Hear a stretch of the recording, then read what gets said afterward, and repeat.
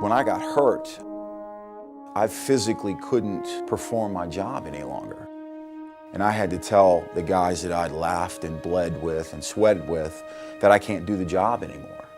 And that was really, really a tough pill to swallow for me.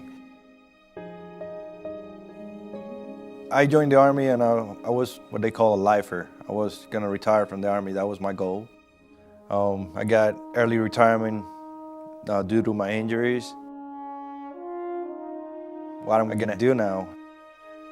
And as soon as I read the first two paragraphs, protect the National Association to Protect Children, ICE, HSI, all these guys involved in it, it was a simple decision. When you do this long enough, you're gonna realize what a 2.5-inch hard drive looks like. You spend time overseas going after terrorists, things like that, but there's a whole lot of even worse people right here in our own backyards doing unspeakable things to children. Why would you not want to do anything you can to prevent that, to stop these people from harming children? Shannon Krieger is a computer forensics analyst for Homeland Security Investigations in his hometown of New Orleans. He works in the Cyber Crimes Division, tracking child predators online. As a member of the U.S. Army's Special Operations Command Delta Force, Krieger was on the front line. That particular type of work is empowering. It really is. And you get on the tip of the spear and you get this really huge, giant sense of accomplishment. All that changed in a heartbeat. Shortly after 9/11, I was involved in the retaliatory strike against Al-Qaeda. And I was in a helicopter crash that pretty much took my body and decided that I couldn't do this work anymore. I was, didn't know if I was going to walk normal ever again. Krieger was medically discharged from the Army in 2004.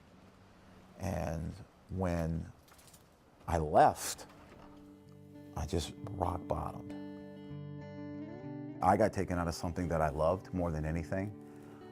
And surprisingly enough, when I got involved with the Hero Corps, it replaced a lot of what I had missed. I get to fight again.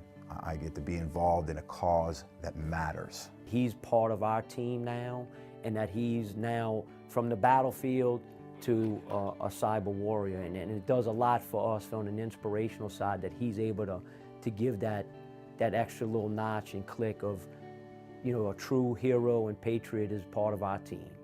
I try not to go, oh, the Hero Corps saved me. But it really kind of did, in a sense, because when you get something back that you never thought you would ever get again, it's a second chance.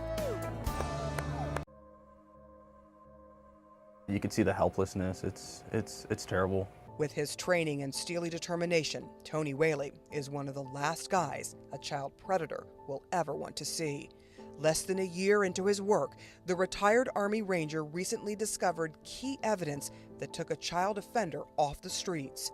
Whaley was able to uncover 6,000 previously deleted images. And out of that 6,000 or so, I found about 13 images which didn't look like the rest. And from that data, I was actually able to find out the time and location in which those pictures were taken. That information led to an arrest and the rescue of 3 children.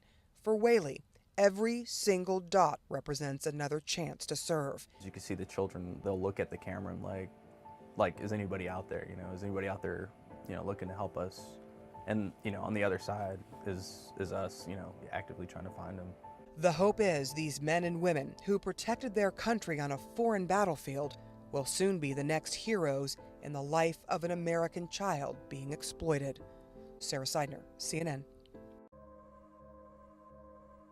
We have video clips of these babies screaming and crying and begging him, "Don't make me do this." They're despicable acts done by despicable people. It happens across the country and all over the Bay Area.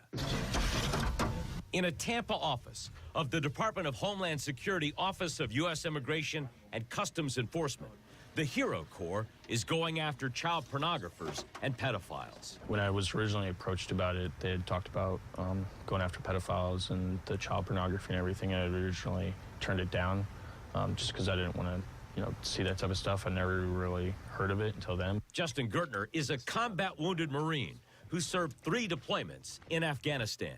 And on my third is when I stepped on an IED and lost my legs.